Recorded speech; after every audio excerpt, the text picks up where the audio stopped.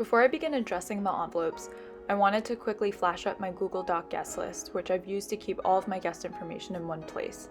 It has formulas that automatically add up the household and guest count, which is really convenient and neat.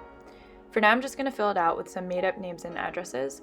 I've added 2 spaces between each number and the zip code for aesthetic reasons. You'll see why in a second. At this point, you should have all of your addresses in the Google Doc.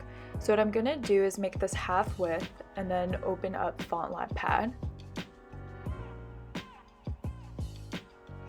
And in FontLab Pad, select File, Open Installed to open a font that I already have. Here I'm going to select Milton 1, which is a great font for the draw feature on the Cricut. Now it'll say Milton 1. I like size 43, it works really well for 5x7 envelopes.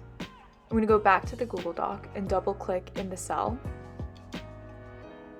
I'm going to select Command A to select all, and then Command C to copy, and then go back to FontLab Pad, and then I'm going to do Command V to paste it there. Done. Then I'm going to export and save. I like to number it to say organized. I also like to make a folder for it so that they're all in one place. And then I just repeat it with the rest of the addresses.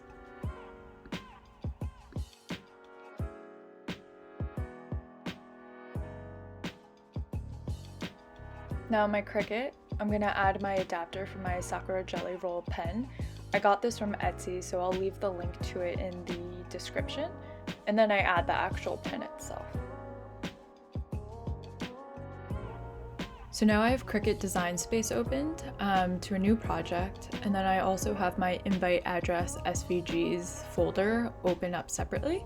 And so what I'm going to do is I'm going to click the upload button in Design Space, upload an image, and then drag and drop this one.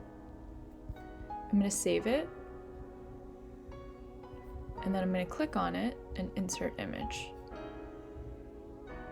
Great, so now what I'm going to do is change the line type while all the layers are selected and change it to draw.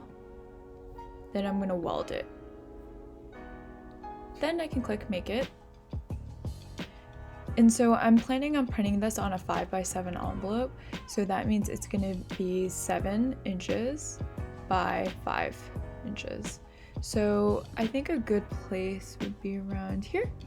I'm going to click continue.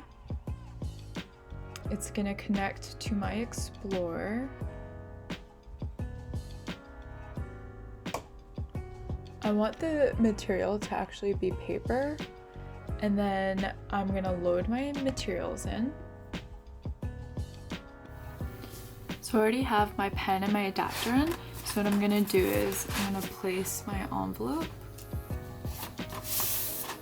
and then I'm going to stick it in.